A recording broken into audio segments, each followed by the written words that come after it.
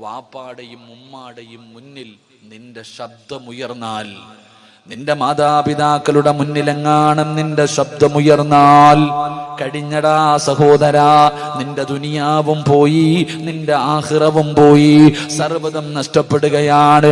എന്റെ പ്രിയപ്പെട്ടവരെ, നബി സല്ലല്ലാഹു അലൈഹി വസല്ലമ തങ്ങൾ അവിടെന്ന് പറഞ്ഞു, സ്വഹാബാ, ആരെങ്കിലും 3 പാപങ്ങൾ ചെയ്താൽ അവന് മരണത്തിന് ശേഷമല്ല ശിക്ഷയുള്ളത്, ദുനിയാവിൽ വെച്ച് തന്നെ അള്ളാഹു ശിക്ഷ കൊടുക്കുകയാണ്.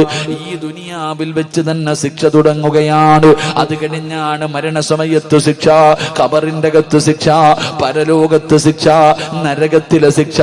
മോനെ, ദുനിയാവിൽ വെച്ച് തന്നെ അള്ളാഹു ശിക്ഷ തരുന്ന പാപങ്ങളിൽപ്പെട്ട ഒരു പാപമാണ് തന്റെ മാതാപിതാക്കളുടെ മനസ്സു വേദനിപ്പിക്കുന്നത്, തന്റെ മാതാപിതാക്കളെ വേദനിപ്പിക്കുന്നത്. അവൻ അള്ളാഹു ദുനിയാവിൽ വെച്ച് തന്നെ ശിക്ഷ കൊടുക്കുമെന്ന് നബി മുഹമ്മദ് മുസ്തഫ സല്ലല്ലാഹു അലൈഹി വസല്ലമ തങ്ങൾ പറയുമ്പോൾ ഉമ്മാനോട് കയർക്കുന്നവരുണ്ട്, വാപ്പാനോട് കയർത്ത് സംസാരിക്കുന്നവരുണ്ട്, മാതാപിതാക്കളെ തല്ലുന്നവരുണ്ട്.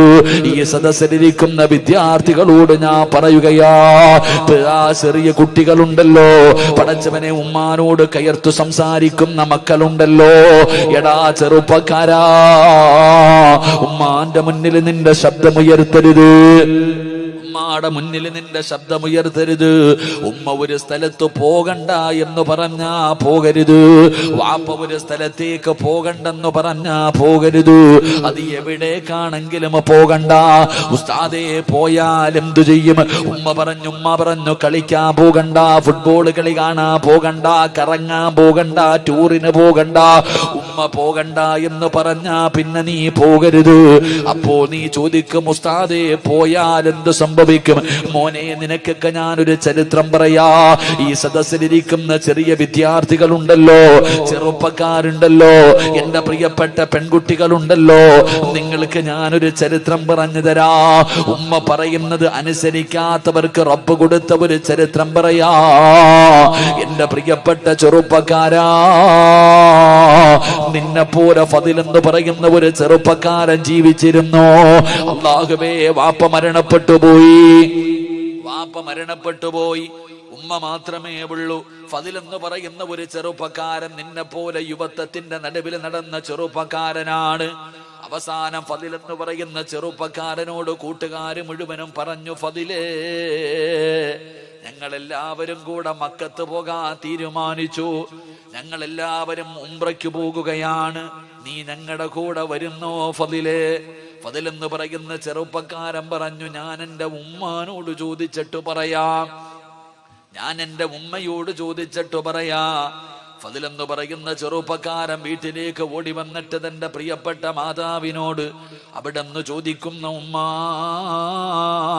കൂട്ടുകാര് മുഴുവനും മക്കത്ത് പോവുകയാ, ഞാനും കൂടെ പോകട്ടെ ഉമ്മ? ഉംറ ചെയ്യണമെന്ന് വല്ലാത്ത ആഗ്രഹമുണ്ടുമ്മ. ഫദിൽ എന്ന് പറയുന്ന ചെറുപ്പക്കാരനോട് ഉമ്മ പറഞ്ഞു, എന്റെ പൊന്നുമകന് പോകണ്ട, നീ പോയാ എനിക്കാരുമില്ലല്ലോ, എന്നെ ആരാണ് നോക്കുന്നത്? അതുകൊണ്ട് എന്റെ മോൻ പോകണ്ട, പിന്നീടൊരു സമയത്ത് പോകാമെന്ന് ഉമ്മ എവിടെ നിന്ന് പറയുകയാണ്. ഫളിലിന് വല്ലാത്ത വിഷമമുണ്ടായി, പക്ഷേ അവിടെ നിന്ന് കാണിച്ചില്ല. കൂട്ടുകാരുടെ മുന്നിൽ പോയിട്ട് പറഞ്ഞു, എന്റെ ഉമ്മ എനിക്ക് അനുവാദം തന്നില്ല, കൂട്ടുകാര് കളിയാക്കുകയാ, കള്ളു കുടിക്കാനും വ്യഭിചരിക്കാനും ഒന്നുമല്ലടാ നിന്നെ വിളിച്ചത്, മക്കത്ത് പോയിട്ട് ഉംറ ചെയ്യുന്നതിന് വേണ്ടിയാണ്, ഇതിനു പോലും നിന്റെ ഉമ്മ അനുവാദം തരുന്നില്ലല്ലോ. കൂട്ടുകാര് മുഴുവനും അവിടെ നിന്ന് കുത്തുവാക്കോ പറയുകയാണ്. അവര് പറഞ്ഞു, നീ വരുന്നെങ്കിൽ വാടാ എന്ന് പറഞ്ഞിട്ട് കൂട്ടുകാര് മുഴുവനും പോകുകയാണ്. ഫദിൽ എന്ന് പറയുന്ന ചെറുപ്പക്കാരൻ തന്റെ വീട്ടിലേക്ക് കടന്നു വന്നു. രണ്ടാമതും ചോദിച്ചു, ഉമ്മാ, എല്ലാവരും മക്കത്ത് പോകുന്നു, ഞാനും കൂടെ പോകട്ടെ ഉമ്മ? ഉമ്മ പറഞ്ഞു, നിന്നോട് പോകണ്ട എന്നാണ് ഞാൻ പറഞ്ഞത്. പക്ഷേ ഫദിലിന് ഇഷ്ടപ്പെട്ടില്ല. വീടിന്റെ അകത്ത് കടന്നു ചെന്നു. അവിടെ നിന്ന് ചിന്തിച്ചു, അല്ലാ, വ്യഭിചരിക്കാനോ കള്ളു കുടിക്കാനോ കറങ്ങാനോ അല്ല, മക്കത്ത് പോകുന്നത് ഉംറ ചെയ്യാനാണല്ലോ. അതൊരു നല്ല കാര്യമാണല്ലോ. എന്തിനാ ഉമ്മയുടെ അനുവാദം എന്തിനാണ്? ഫദിലെന്ന് പറയുന്ന ചെറുപ്പക്കാരൻ പെട്ടെന്ന് തന്റെ സാധനങ്ങൾ മുഴുവനും എടുത്ത് വീടിന്റെ വെളിയിലേക്ക് ഇറങ്ങുമ്പോ ഉമ്മ പറഞ്ഞു, മോനെ ഫദിലേ, പോകല്ലേടാ മോനെ, മോനെ ഉമ്മാടെ വാക്ക് കേൾക്കാതെ ഇറങ്ങി പോകല്ലേ. ഫദിലെന്ന് പറയുന്ന ചെറുപ്പക്കാരനോട് കരഞ്ഞു വിളിച്ചുകൊണ്ട് തന്റെ മാതാവ് പറയുകയാ. പക്ഷേ യുവത്വത്തിന്റെ നടുവിലൂടെ നടന്നു പോയ ഫദില് കേട്ട് അതുപോലും കാണിച്ചില്ല. അവിടെ നിന്ന് ഇറങ്ങി പോവുകയാണ്. പടച്ചവനെ ചെന്ന് നോക്കുമ്പോൾ തന്റെ കൂട്ടുകാര് മുഴുവനും യാത്ര തുടങ്ങിയിരിക്കുകയാണ്. അവസാനം ഫദില് ഒറ്റയ്ക്കാണ് നടന്നു പോകുന്നത്. അവസാനമല്ലാ മനസ്സിന്റെ ഉള്ളിൽ വല്ലാത്ത പ്രയാസമായി, മനസ്സിന്റെ ഉള്ളിൽ വല്ലാത്ത വേദന. കൂട്ടുകാരാണെങ്കിൽ പോകുകയും ചെയ്തു. ഉമ്മാനെ വേദനിപ്പിച്ചിട്ടാണ് ഇറങ്ങി വന്നത്. സമാധാനമില്ല, സമാധാനമില്ല. അവസാനം ഫദിലെന്ന് പറയുന്ന ചെറുപ്പക്കാരനൊരു പള്ളി കണ്ടു. നിസ്കരിച്ചാ സമാധാനം കിട്ടുമല്ലോ. ഉളുവെടുത്തു പള്ളിക്കകത്ത് കയറി 2 റക്അത്ത് നമസ്കരിച്ചു. നമസ്കാരം കഴിഞ്ഞ് വെളിയിലിറങ്ങുമ്പോ സുബ്ഹാനല്ലാഹ്, നാട്ടുകാര് വന്ന് പിടിച്ചു കെട്ടുകയാ. എന്തേ കാരണമെന്നറിയുമോ? ആ നാട്ടിൽ വലിയ ഒരു വലിയ മോഷണം നടന്നു. കള്ളനോടി വന്നത് പള്ളിയുടെ ഭാഗത്തേക്കാണ്. യഥാർത്ഥത്തിൽ കള്ളനോടി രക്ഷപ്പെട്ടു. അവര് വിചാരിച്ചു ഫളിലാണ് കള്ളനെന്ന്.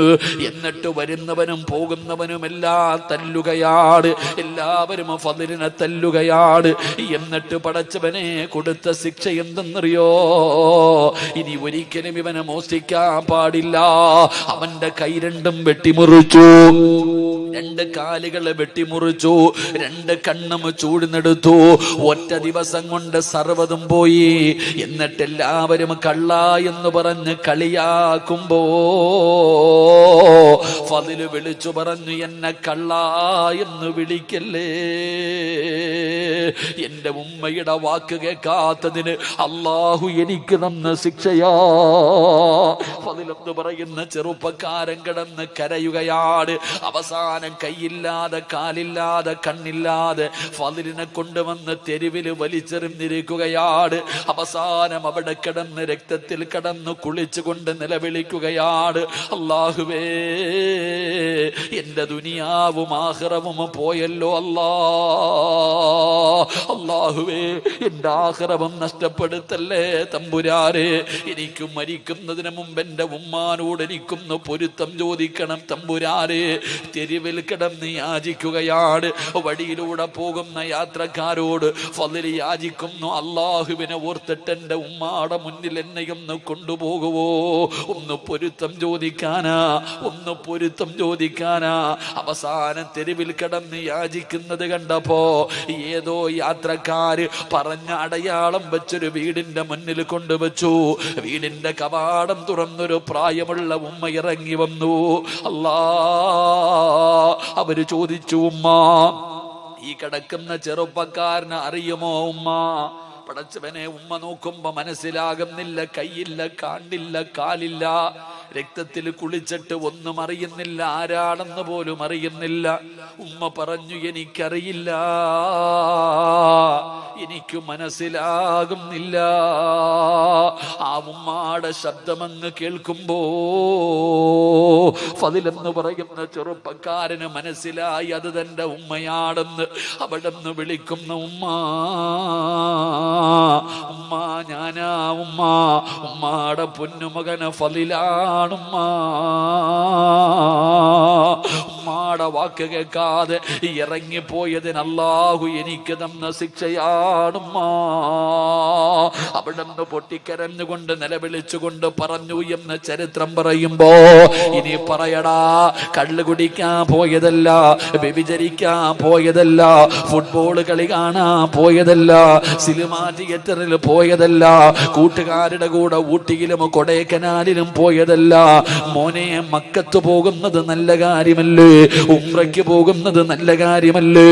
പക്ഷേ ഉമ്മ പോകണ്ട എന്ന് പറഞ്ഞ പോയ ഒരു മകൻ അല്ലാഹു ദുനിയാവിൽ വെച്ച് കൊടുത്ത ശിക്ഷ ഇതാണെന്ന് ചരിത്രം പറഞ്ഞു തരുമ്പോ ഉമ്മാനെ വിറപ്പിക്കുന്ന മക്കള്, മാതാപിതാക്കളുടെ മുന്നിൽ കിടന്ന് വാഴ്ന്നു പറയുന്ന മക്കള്,